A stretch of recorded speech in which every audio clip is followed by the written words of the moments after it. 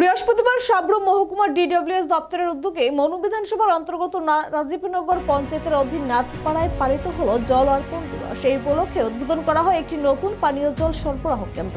22 জানুয়ারি বৃহস্পতিবার সকাল সাব্রুম মহকুমা ডিডব্লিউএস দপ্তরের উদ্যোগে মনু বিধানসভার অন্তর্গত রাজীবনগর পঞ্চায়েতের অধীন নাথপাড়া জল জীবন মিশনের ব্যবস্থাপনা জল অর্পণ দিবস উদযাপন করা হয়। এই অনুষ্ঠানে উপস্থিত ছিলেন ডিডব্লিউএস দপ্তরের executive engineer Ritish Debbarma, SDO Debabrata Tripura সহ দপ্তরের অন্যান্য আধিকারিকরা। প্রধান অতিথি হিসেবে উপস্থিত ছিলেন সাজ্জাদ পঞ্চায়েত সমিতির চেয়ারম্যান প্রভাস লোধ এবং সভাপতির আসন অলঙ্কৃত করেন রাজীবনগর পঞ্চায়েতের প্রধান পঙ্কজ দত্ত। অনুষ্ঠানের শুরুতেই অতিথিদের ফুলের তোড়া ও রিসা পুড়িয়ে বরণ করে নেওয়া হয় এবং প্রদীপ প্রজ্বলনের মাধ্যমে অনুষ্ঠানের শুভ সূচনা হয়। অনুষ্ঠানে বক্তব্য রাখতে গিয়ে ডিডব্লিউএস দপ্তরের এসডিও দেবব্রত ত্রিপুরা জল অর্পণ দিবসের মূল তাৎপর্য তুলে ধরেন। তিনি জানান, এই কর্মসূচির মূল লক্ষ্যে প্রতিটি ঘরে নিরাপদ পানীয় জল পৌঁছে দেওয়া। প্রায় 75 লক্ষ টাকা ব্যয়ে নির্মিত এই প্রকল্পের কাজ শুরু হয়েছিল গত 2025 সালের জানুয়ারি মাসের প্রথম দিকে। আজ এই প্রকল্পটি পঞ্চায়েতের হাতে তুলে দেয় ডিডব্লিউএস দপ্তর, যার ফলে এই এলাকায় 75টি পরিবার সরাসরি উপকৃত হবে। সংবাদ মাধ্যমের মুখোমুখি হয়ে এসডি দেবব্রত ত্রিপুরা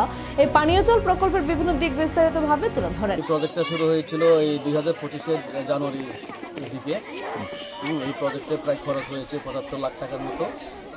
আজকে আমরা জল অর্পণ দিবসের মাধ্যমে এলাকার জনগণের প্রতি এই প্রজেক্টটাকে হস্তান্তর করা হলো বা হ্যান্ডওভার করা হলো।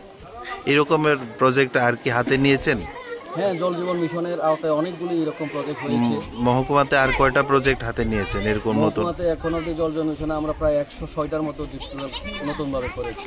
আচ্ছা, আমরা একটা জিনিস শুনতে পাই, আপনাদের দপ্তরের অধীন পুরনো যেই সমস্ত স্কিমগুলি আছে, এই সমস্ত স্কিমগুলি প্রায়ই অচল থাকে বা অপারেটরের কারণে চালানো হয় না ঠিকভাবে। এই বিষয়ে আপনি কি বলবেন?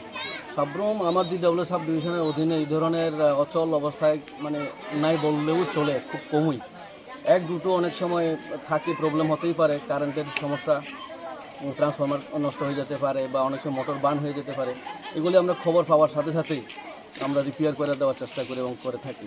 জল জীবন মিশনের মাধ্যমে প্রত্যন্ত এলাকায় নিরাপদ পানীয় জল পৌঁছে দেওয়া এর উদ্যোগে নিঃসন্দেহে এক গুরুত্বপূর্ণ পদক্ষেপ।